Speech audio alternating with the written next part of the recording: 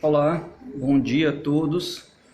Vamos dar início aqui à nossa live patrimonial, que é uma iniciativa do Programa de Pós-Graduação em Arqueologia e Patrimônio Cultural da Universidade Federal do Recôncavo da Bahia. E hoje, inaugurando a nossa live, teremos o tema Entendendo a Regulamentação da Profissão de Arqueólogo, um pouco de passado, a situação presente e perspectivas para o futuro. Teremos aqui como convidados para bater um papo com a gente sobre o tema o professor Jorge Eremites, do Programa de Pós-Graduação em Memória Social da Universidade Federal de Pelotas, o professor Flávio Calipo, do Programa de Pós-Graduação em Arqueologia da Universidade Federal do Piauí, e eu, Carlos Costa, do Programa de Pós-Graduação em Arqueologia e Patrimônio Cultural da Universidade Federal do Recôncavo da Bahia. Dizer que a live patrimonial é uma iniciativa do PPGAP, Programa de Pós-Graduação em Arqueologia e Patrimônio Cultural daqui da UFRB, e é uma das iniciativas que tem a função de nos aproximar nessa fase nova, diferente que a gente tem vivido na história da humanidade, que é a pandemia da Covid-19. Então, criar alternativas que permitam com que, de um lado, a pós-graduação não pare, de outro, aproxime as pessoas, sobretudo numa fase tão difícil da humanidade, é extremamente importante, tá?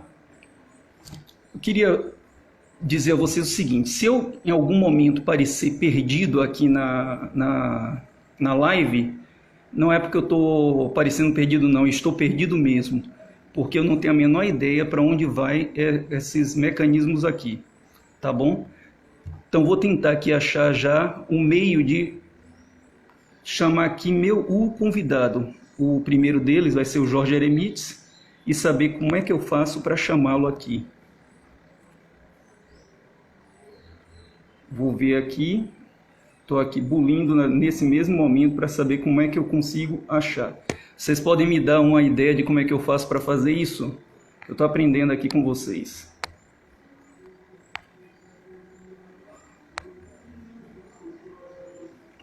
Vocês podem me dizer onde é que eu vou para conseguir achar as pessoas? Bom dia, Angélica. Me diga aqui como é que eu faço para achar as pessoas.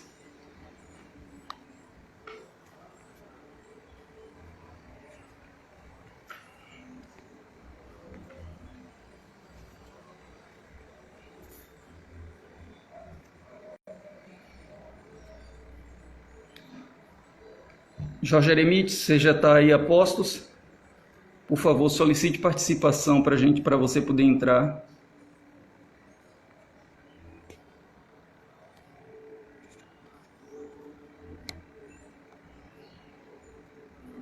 Vamos tentar aqui descobrir como é que eu faço para chamar o Jorge Eremites.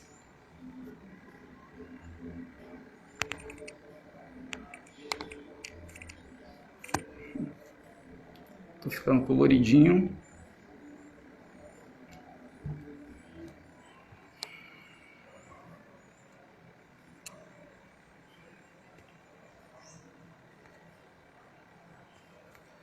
Moçada, como é que eu faço para achar aqui, para conseguir convidar o pessoal, o Jorge Eremites para entrar?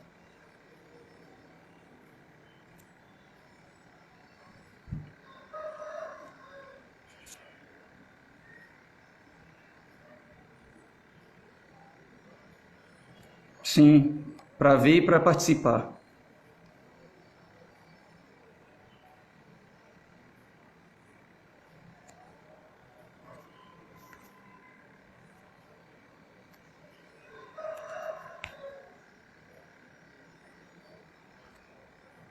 Não, ele não está na live. Não sei se ele já está aqui.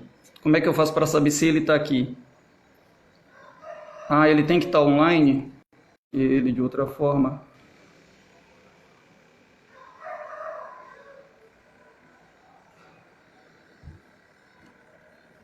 Como eu disse a vocês, eu não estou perdido, não estou parecendo perdido. Estou perdido de verdade.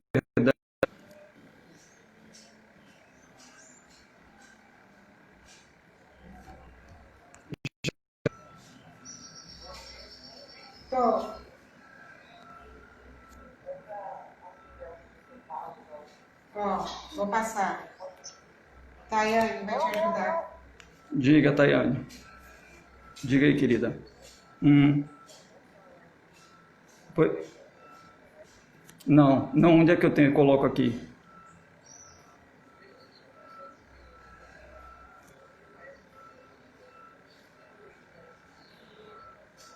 Um símbolo de olho. Para mim não aparece símbolo de olho nenhum, não.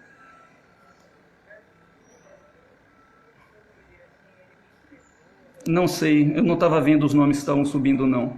Estava preocupado em tentar achar como é que coloca ele aqui. Basta agora... Não apareceu, então ele ainda não...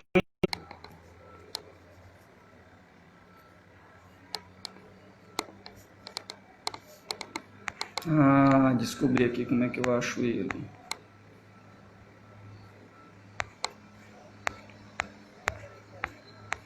Isso.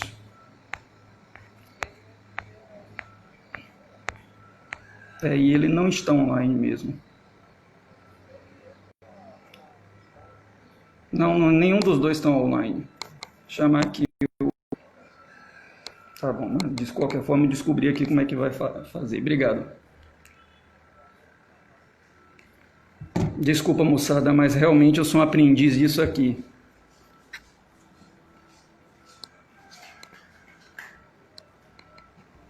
Vai falando.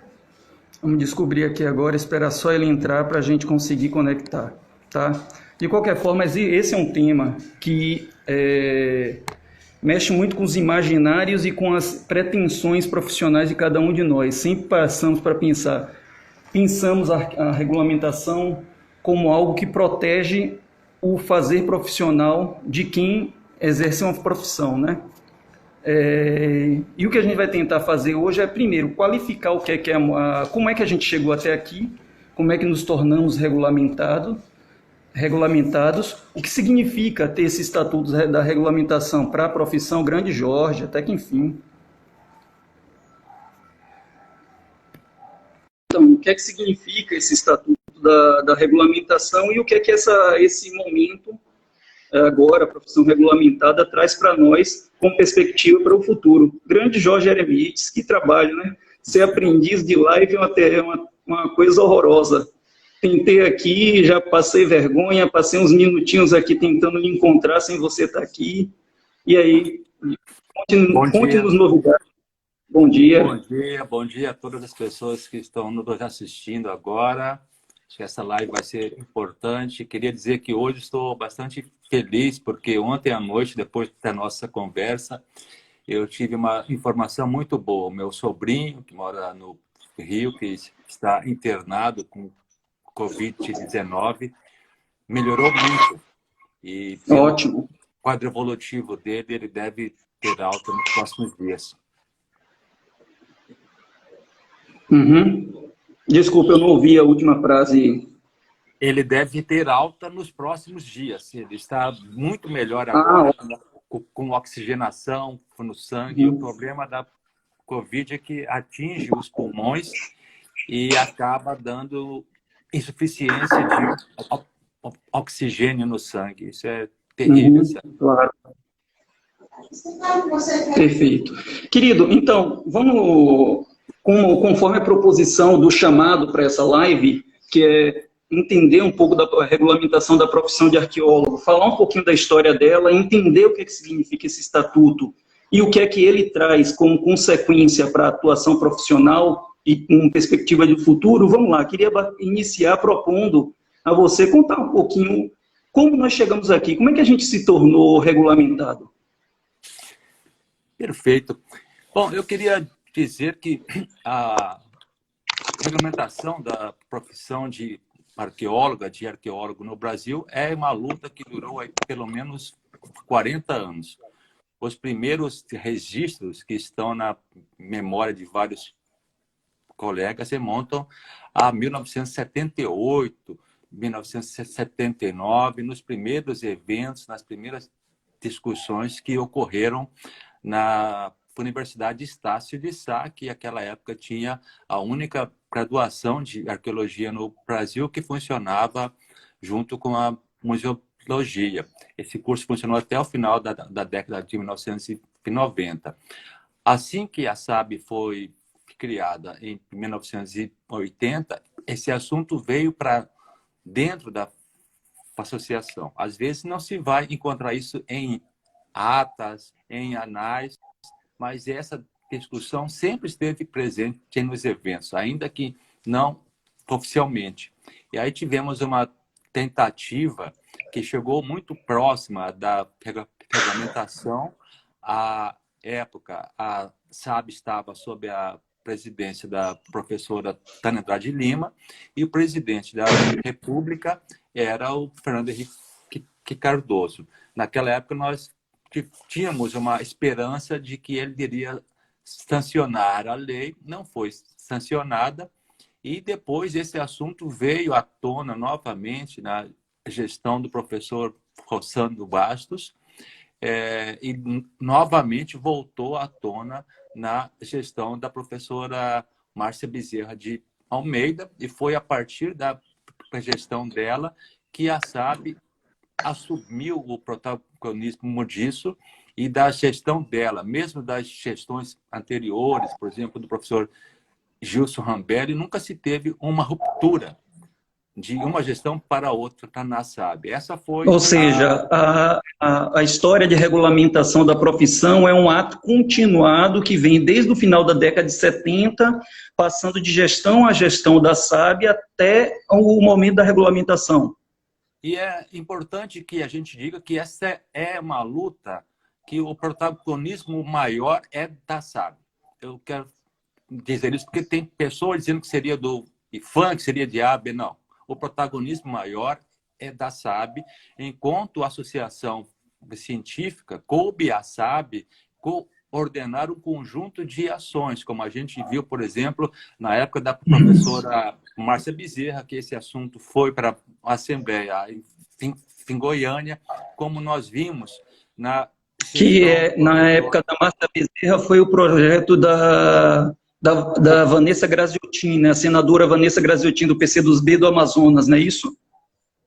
Que ela pegou o projeto anterior, que tem algumas mudanças. Esse projeto vai se mudar na época do professor Rossano, que incluiu a especialização nele, que, na minha opinião, é um equívoco. Mas, enfim, tudo bem. E aí tivemos um conjunto de ações na época da gestão do professor Flávio Calipo, com ações junto ao Congresso, com abaixos assinados e tal.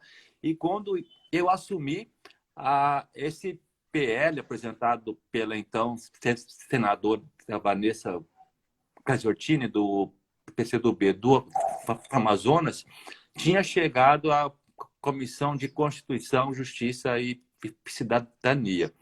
E aí, quando passou ali, foi para a Casa Civil da Presidência da República. E o problema, aí eu queria falar especialmente para os colegas historiadores, o problema está na Casa Civil da Presidência da República. E foi ali que a gente conseguiu desatar o nó. Porque se você olha agora, a ANPU é uma associação mais antiga que a SAB, é muito maior do que a SAB, mais de 10 vezes maior em número de associados, tem um poder político muito maior e não logrou êxito. Embora tenhamos um governo extremamente ruim, perverso, enfim, mas nós conseguimos isso no governo anterior, que era do Michel Temer, que também não era um governo bom. E a gente só conseguiu isso porque fizemos uma articulação política com vários partidos, com a liderança da maioria no Congresso. Deputado federal Lelo Coimbra é um nome que a gente não pode esquecer. Eu, pessoalmente, entrei em contato com líderes de todos os partidos da minoria, presidência da Câmara dos Deputados, secretaria do Senado, e aí a gente conseguiu desatar o nó, porque quando caiu na Casa Civil da Presidência da República, o que vários colegas não sabem, é que nós tivemos pareceres desfavoráveis, que diziam que não era importante a regulamentação ou que apontavam que poderia haver reserva de mercado, incluindo o parecer do próprio IPHAN.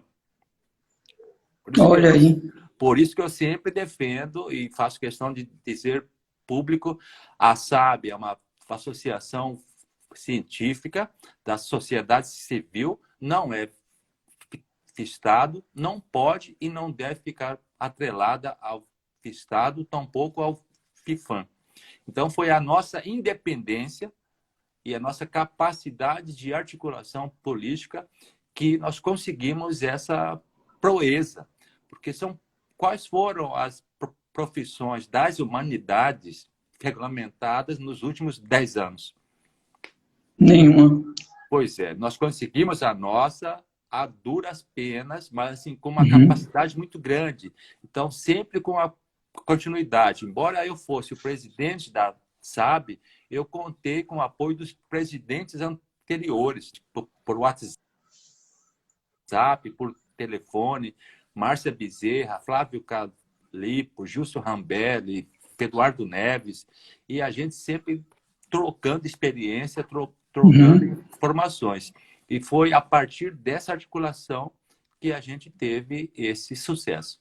É mérito nosso, sobretudo da SAB.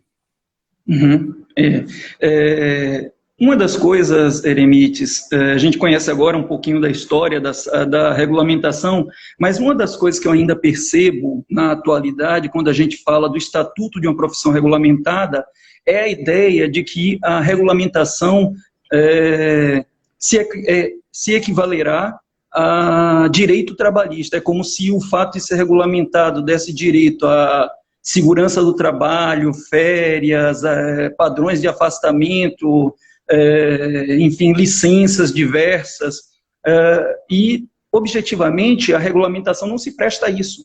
O que acontece, na verdade, é que a regulamentação dá ao indivíduo da regulamentação, da profissão regulamentada, um dever comum com o Estado.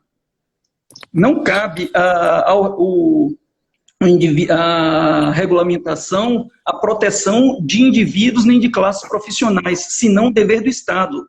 Até porque quem regulamenta uma profissão é o Estado brasileiro, e é prerrogativa exclusiva do Estado regulamentar a profissão. Por isso, ele só regulamenta aquilo que corresponde a um dever constitucional. No caso do patrimônio arqueológico, corresponde o próprio patrimônio arqueológico previsto nos artigos 20 da Constituição, 23, 215 e 216. Ou seja, o que a gente está fazendo é protegendo, em nome do Estado, algo que diz respeito a um direito difuso e coletivo do povo brasileiro. Então, o que a gente ganha não é padrão de segurança, não é direito trabalhista, embora, em última análise, seja assim que a classe entenda. Mas, do ponto de vista do Estado, o que a regulamentação traz para o profissional é um dever comum com o Estado. Por isso, o Estado cria os conselhos profissionais ou designa, dentro da esfera da União, algum tipo de espaço para registro e fiscalização do profissional. Né? E como é que você vê essa confusão dada na compreensão do Estatuto da Regulamentação pela própria classe profissional? Bom, eu penso que nós temos algumas deficiências na nossa formação. Uma delas diz respeito ao campo do direito. A gente não precisa ser advogado, mas temos a responsabilidade de compreendermos, por exemplo, a legislação referente ao patrimônio arqueológico.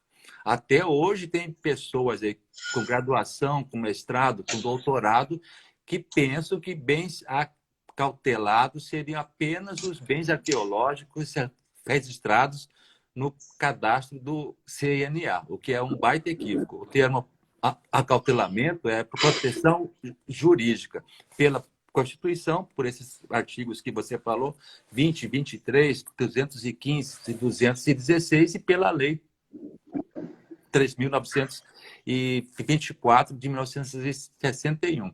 Também além das leis do patrimônio ferroviária, a lei do patrimônio imaterial e a lei do ferroviário, imaterial, arqueológico. Está faltando um que eu não está me ocorrendo agora. São outras, mas essas são as mais importantes, né? Nós temos a legislação específica do licenciamento ambiental desde a resolução do CONAMA.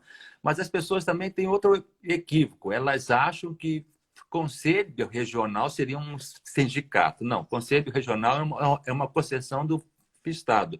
E aí a gente convida as pessoas... autarquia pública, né? Uma autarquia pública da administração indireta, inclusive. É como o STF reconheceu, Fernando Henrique, no final da década de 90, tentou tirar o caráter estatal dos conselhos profissionais e uma ADIM, uma ação direta de inconstitucionalidade, julgou essa tentativa do governo Fernando Henrique e derrubou ela, de maneira que continua até hoje sendo compreendida como autarquia pública da administração indireta, cuja verba pública para sua manutenção é uma concessão do Estado à arrecadação de anuidades profissionais. Eu acho que também as pessoas precisam ler aquele relatório da SAAB, de um GT que você foi o coordenador e o GT fez um trabalho brilhante que explica tudo isso, para onde a gente poderia ir. A SAAB já consultou o CONFEA, o CREA, né? Não é possível que a gente ir para lá e agora cabe um conjunto de articulações para a gente definir isso. Mas não vai ser articulação com um coletivo de WhatsApp. Isso é um problema sério na arqueologia brasileira. As pessoas montam um grupo no WhatsApp, dão um nome a esse grupo e pensam que estão fazendo uma articulação política de grande impacto nacional sem estar dentro da própria SAAB para fortalecer a associação que, nesse momento, é a que melhor nos representa. Não existe nenhuma outra entidade hoje em dia que eu tenha conhecimento que possa ter um protagonismo nesse ano de 2020 maior do que a SAAB. Então, essas pessoas que deveriam vir para dentro da própria SAAB, organizar os coletivos internos, GTs, os comitês, etc., e se articularem de dentro, seguindo, obviamente, regimento, o estatuto, e a partir daí fortalecendo mais para não pulverizar as energias e as ações. Falamos até aqui um pouquinho, Eremites, o que fomos, né? Você contou um pouquinho a história, refletimos onde estamos, o que é ser regulamentado, e para onde você acha que nós vamos? Eu acho que o cenário atual é muito difícil para a gente prever, porque nós, por exemplo, a arqueologia brasileira, ela está muito voltada no que diz respeito à atuação, à geração de emprego, trabalho, renda, ao licenciamento ambiental. E aí a gente tem possibilidades de retrocesso na legislação, como, por exemplo, a proposta de lei geral do licenciamento ambiental. Eu já escrevi matérias para a imprensa sobre esse assunto. Eu penso que agora a gente deve ir para algum órgão, em termos de registro de profissão, né? Para algum órgão do Estado que represente a antiga pasta do trabalho que o próprio governo atual está falando em recriar para deixar nas mãos do PTB, que é um partido do Centrão, que agora apoia o que aí está no governo. E aí eu penso que, a partir daí, nós vamos ter problemas sérios. Por exemplo, nós já estamos tendo com várias empresas que dependem do contrato para atuação. Nós temos vários problemas para quem está na academia, que nesse momento está sem possibilidade de contar com bolsistas, enfim, recursos públicos. Eu acho que para onde nós vamos exatamente, eu não sei, mas para onde nós formos, nós temos que ir de mãos dadas. Jorge, eu estou tentando aqui ver as perguntas que nos foram encaminhadas pelos ouvintes. Agnello comenta que é muito importante deixar claro a diferença entre regulamentação da profissão, as questões trabalhistas e fiscalização do exercício profissional. Está correto. Corretíssimo. Exatamente, Agnello. Essa é uma diferença que tem que ficar clara. Legislação trabalhista, quem toma conta dessa questão são os direitos trabalhistas, que são comuns a todas as profissões, e algumas específicas em função da especificidade de atuação dela, tipo as pessoas de saúde, as pessoas que trabalham com substâncias tóxicas, enfim, elas têm legislação à parte, mas de qualquer maneira tudo isso tem a ver com a legislação trabalhista, que é comum a todas as profissões, e não cabe a regulamentação.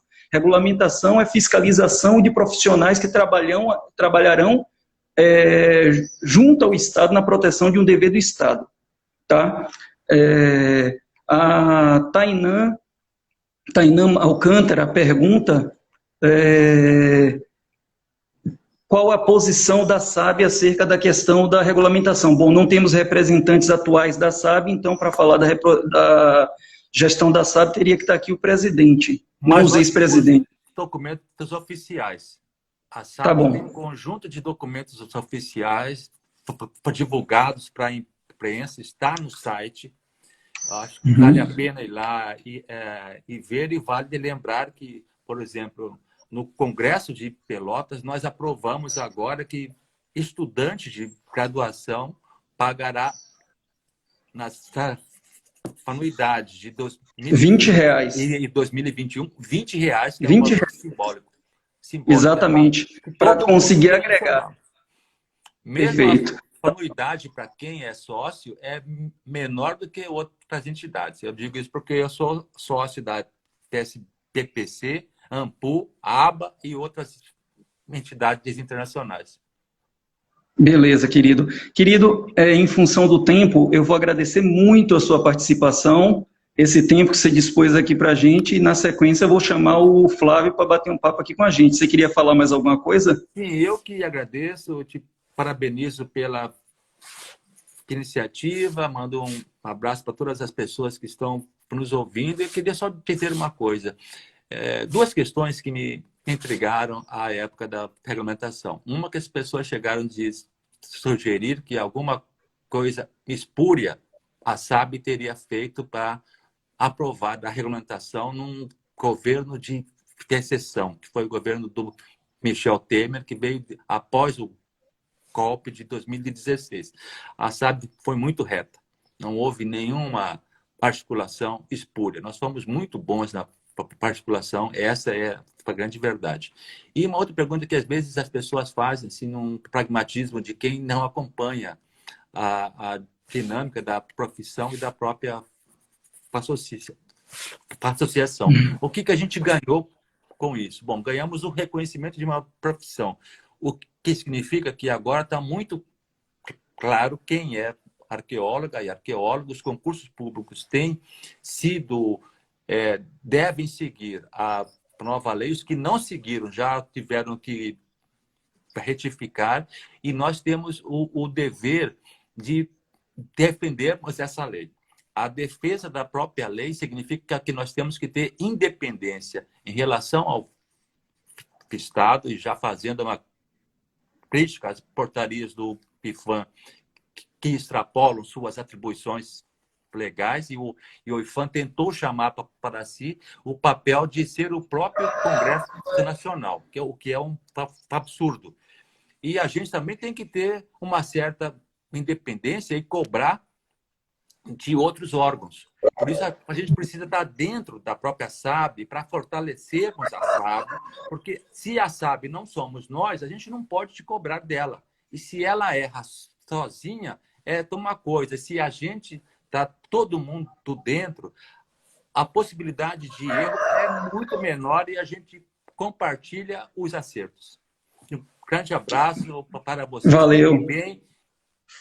Cuidem-se, porque eu estou dizendo por experiência própria, a Covid é pior do que a gente imagina, e só vamos compreender isso quando atinge alguém da própria família. Eu não desejo que isso ocorra com ninguém. Grande abraço. Querido, eu vou agradecer muito em nome da Universidade Federal do Recôncavo da Bahia, em especial da comunidade do PPGA, pela sua participação. Acho que é um momento importantíssimo para a nossa profissão, lives que comentem temas gerais sobre, enfim, o que afetam nós mesmos, arqueólogos. Por isso, agradeço muito sua participação, tá bom? Um grande abraço. Um grande abraço. Valeu. Valeu. Agora vamos chamar o nosso segundo convidado, né? O professor Flávio Calipo. Agora vamos aqui descobrir como é que eu chamo ele de novo. Aqui, achei as pessoas. Agora achar o Flávio aqui.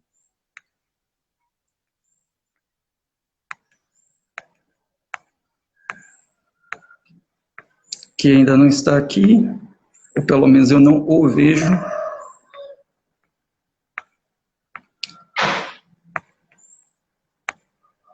Aqui.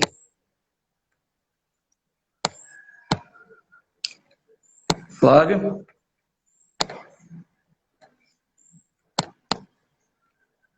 Olha. Flávio, dá um alôzinho aqui para te chamar.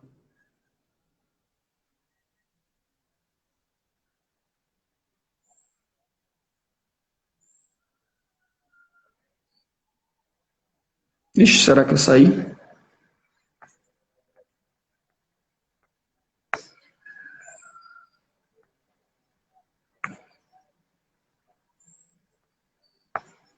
Será que ele está... Estou chamando dele, só que o link dele não se coloca disponível.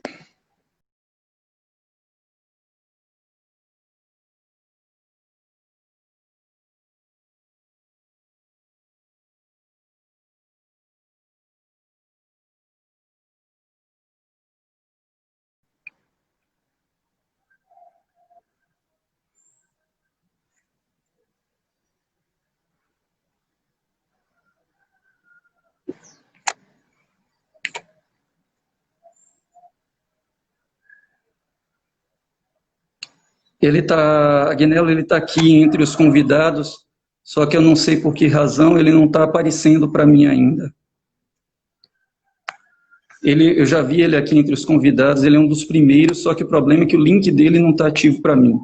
Ele saiu agora, deve voltar. Tá? Aqui, entrou de novo. Vai entrar aí agora.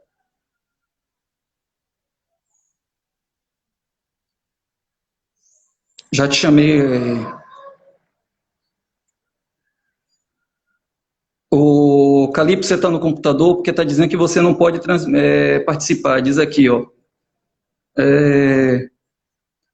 Calipo não pode entrar. Por quê?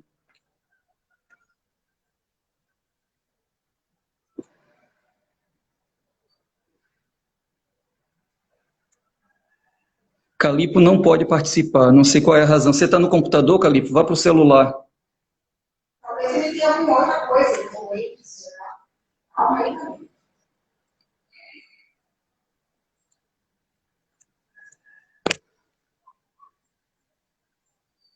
Aí para pergunta. Enquanto Calipo, né, tenta resolver os problemas de conexão dele, porque na verdade não é aqui. Eu estou tentando, Calipo, fazer sua...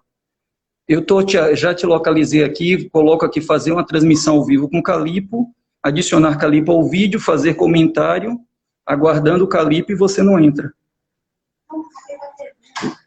Tá? Então vamos lá. Enquanto eu não consigo...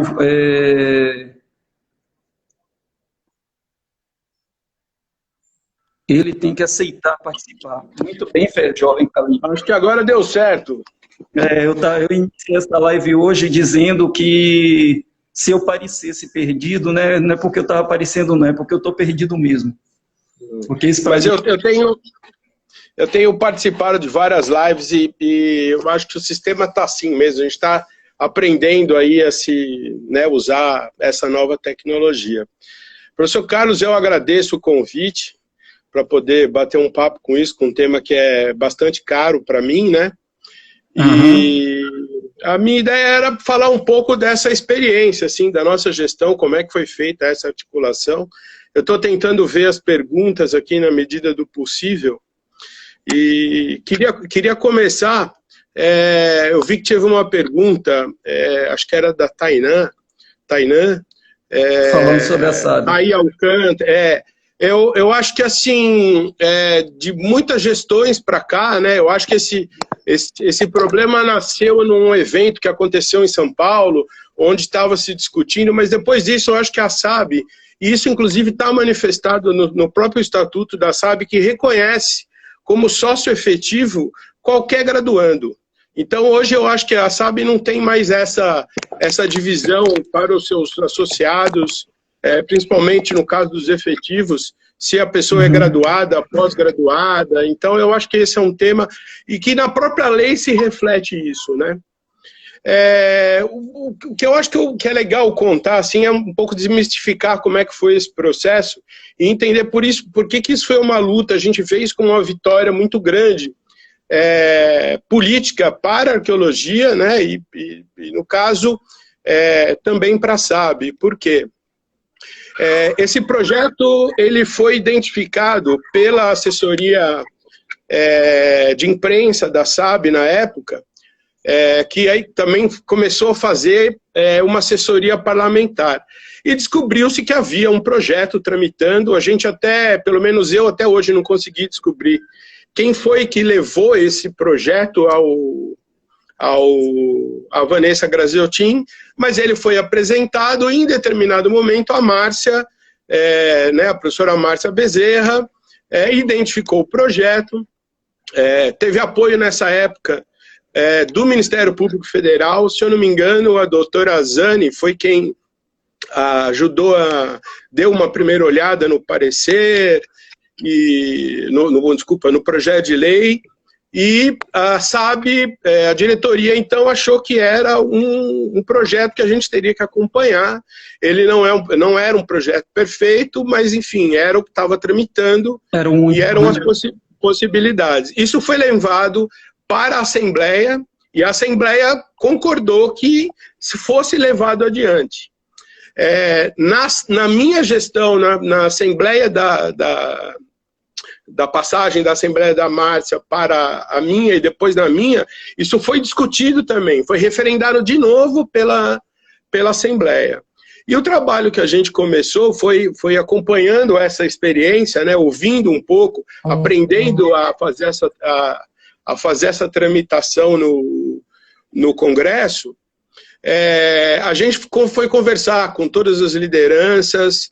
A gente teve muito apoio lá dentro da própria comissão de trabalho, que nos ensinou ali como é que a gente deveria falar, com quem que a gente teria que falar. Acho que um outro trabalho muito importante também foi ter entrado em contato com cada um dos ministérios, porque na hora que a lei chega para o presidente sancionar, a assessoria jurídica da presidência consulta os ministérios. Então foi feito um trabalho com todos, principalmente com o Ministério do Trabalho e o Ministério da Justiça, fomos também no Ministério da Educação, mostrar que o projeto de regulamentação da SAB, o projeto de regulamentação da profissão, ele tinha que ser aprovado uma profissão da União, né? O profissional cuja profissão está regulamentada, ele trabalha com o patrimônio da União, ou ele põe vidas em risco.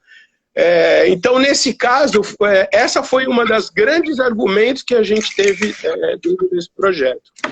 A última vez que eu fiz a conta de quantos documentos a gente tinha enviado ao longo para o processo da regulamentação, nós enviamos mais de 800 documentos aos associados. Notas abertas, além dos ministérios, nós entramos em contato com todos os reitores das universidades, pedindo que eles enviassem cartas também aos membros das comissões, para que isso pudesse, né? uma coisa que foi bastante importante aqui, que eu acho que é legal reconhecer, foi que a Universidade Católica, né, de Goiás, a PUC de Goiás,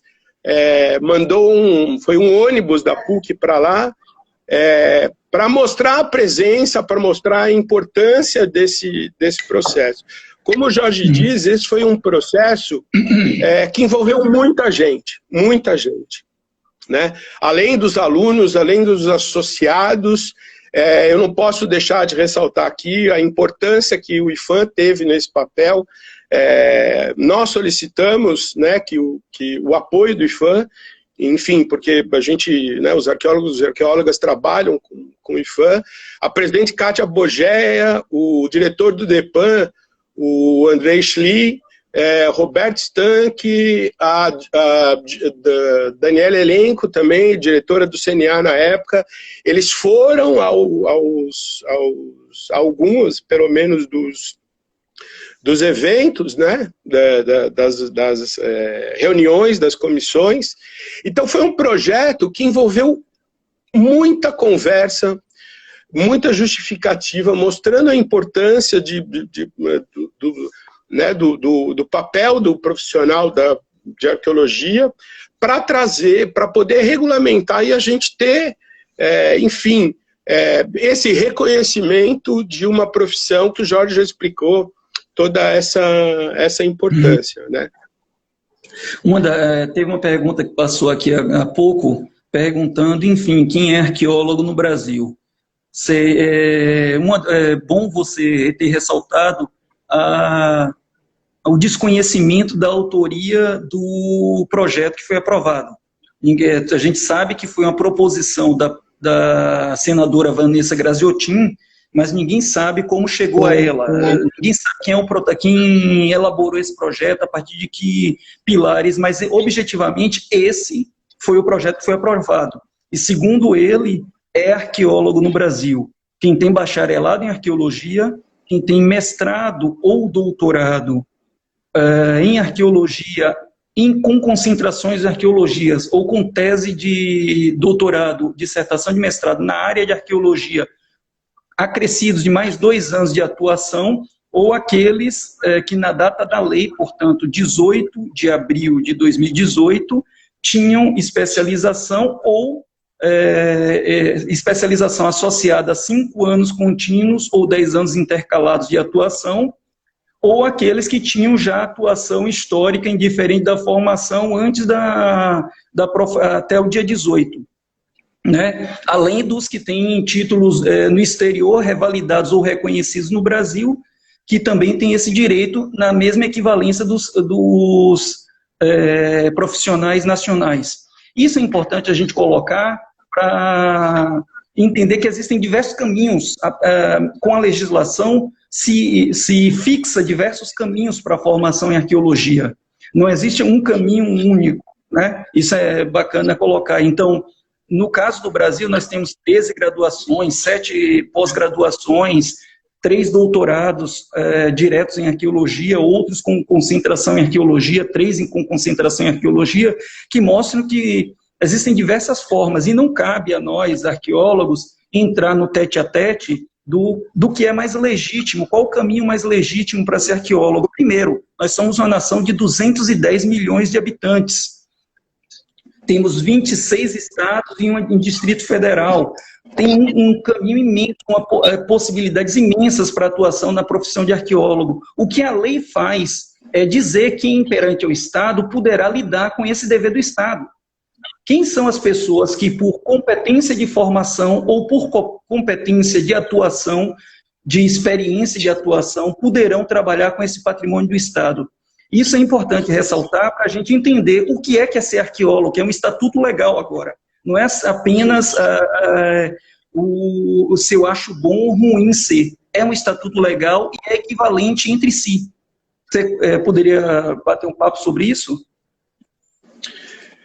Eu acho que sim. Eu acho que todo o processo de regulamentação de profissão, ela nunca agrega. É difícil você agregar 100% de todos os profissionais que atuam ou atuaram na área. Eu acho que o importante dessa lei é que hoje ela define os caminhos. Então, se as pessoas querem se tornar arqueólogos, está definido ali qual é o caminho. Né? Se você pegar qualquer outro, o CREA, se você quiser ser engenheiro, você pode até trabalhar na área da engenharia. Mas para você assinar um projeto, para você ser responsável por um projeto, você tem que ser um engenheiro e que a profissão está regulamentada e tem o seu conselho. Eu acho que a grande batalha que a gente tem que levar aqui para frente é para tentar encontrar uma maneira de ou se enquadrar em algum conselho ou criar um conselho que exige lei. Então tem que se começar um outro trabalho para a criação desse conselho. E eu acho que a questão da criação do conselho, Flávio, é aquilo que levou a nossa profissão não ser regulamentada em 2001, que é a prerrogativa exclusiva do executivo de criação de autarquias. E o conselho profissional é uma autarquia sui generis. Então, como é prerrogativa exclusiva do executivo, com certeza a gente nos próximos 2 anos e meio a gente não vai ver isso, porque não me parece a cara do Bolsonaro, que tem corrido contra as regulamentações, fazer um conselho, criar um conselho para uma profissão, criar mais uma autarquia.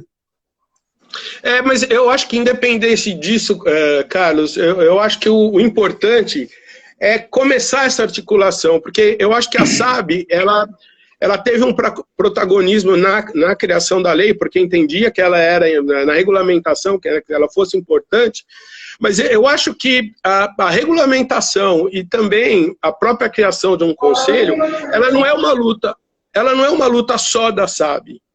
Eu acho que ela é uma luta de todos os profissionais da arqueologia, de todos os arqueólogos e arqueólogas. Então eu acho que essa articulação, né, entre os arqueólogos, os associados da SAB, com todos os outros arqueólogos, a gente tem outras associações, como a ABAR, né? Acho que tem aí uma série também de profissionais que tentam também fazer novas associações. Eu acho que o importante disso é a criação de um fórum em que as pessoas que nós, arqueólogos e arqueólogas, já comecemos a pensar o que a gente quer, começar essa articulação, porque isso não vai ser de uma hora para outra. O processo de regulamentação durou 4 anos e a gente pegou ele mais ou menos na metade. O processo da criação de um conselho, eu não sei da viabilidade agora, mas eu acho que é importante que a gente se articule, né? Independente se SAB, se não é da SAB, se é da BAR, se é isso, se é aquilo, é mais do que ser de uma associação ou de outra. A SAB tentou, e creio que tenta ainda, construir essa articulação. Né? É importante também que outras associações, outros coletivos, outros, né, os próprios profissionais liberais, que a gente encontre uma maneira de se reunir e começar a definir os passos, né? A gente tem que começar a pensar junto, como categoria, o que a gente quer para a nossa profissão. Então, eu acho que esse é o recado mais importante que eu acho, que novos protagonistas têm que aparecer na história. Novas discussões, novas argumentações, novas forças políticas, porque, eu repito, assim, por mais que eu tenha todo um carinho pela SAB, eu acho que essa discussão hoje, ela tem que ser maior do que a SAB, né? A SAB tem que, uma maior associação, ela tem que ter, ela tem que buscar essa construção. Mas a gente não vai conseguir regulamentar, acho que sozinho, a criação do conselho. A gente tem que expandir, não só na articulação com os arqueólogos, mas com as outras áreas também do patrimônio, né, que tratam aí do patrimônio arqueológico.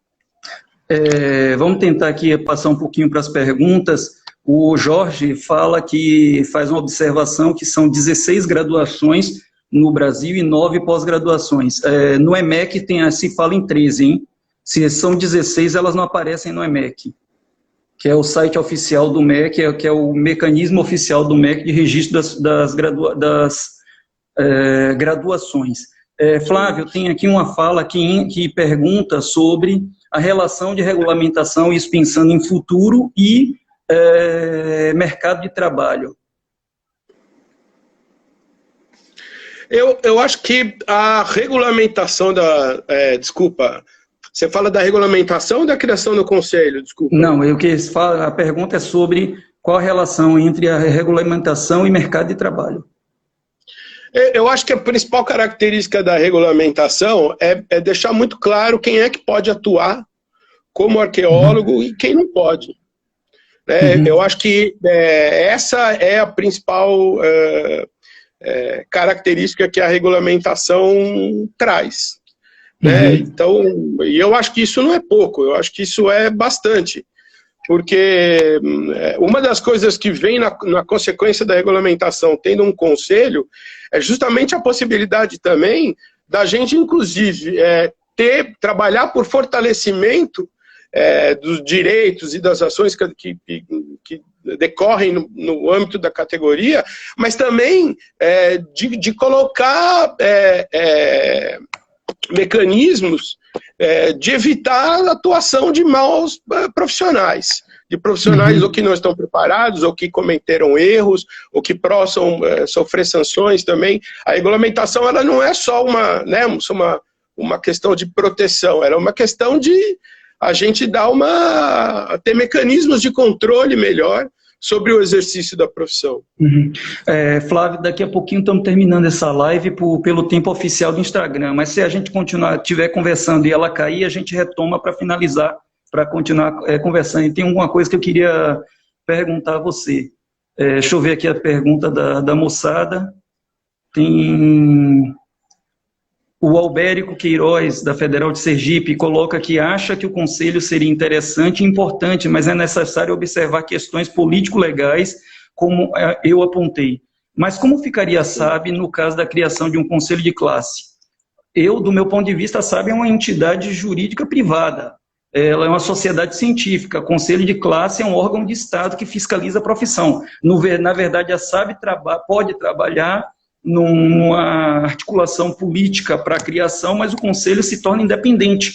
É um órgão que vai ter lá sempre os conselheiros contratados, que são aqueles que têm o poder de fiscalizar, e os conselheiros que são eleitos pela categoria, geralmente para um mandato de 2 ou 3 anos, dependendo do conselho, que vai exercer um papel ali de fiscalização programática, promoção da profissão nos aspectos relacionados ao dever que ela tem com o Estado, mas não necessariamente tem relação direta com a SAB. São coisas distintas. Concorda, Flávio? Desculpa, eu perdi o áudio. Você está me ouvindo? Eu ouço você. Você está me ouvindo? Tá, eu vou falar aqui, mas eu não sei o que aconteceu, eu não estou te ouvindo mais. Eu acho que a questão da gente... Você está me ouvindo ou não? Sim. Eu vou fazer o seguinte, Flávio, eu vou encerrar aqui. Acontecendo aqui. Eu vou encerrar e vou reiniciar. Vou encerrar e vou reiniciar.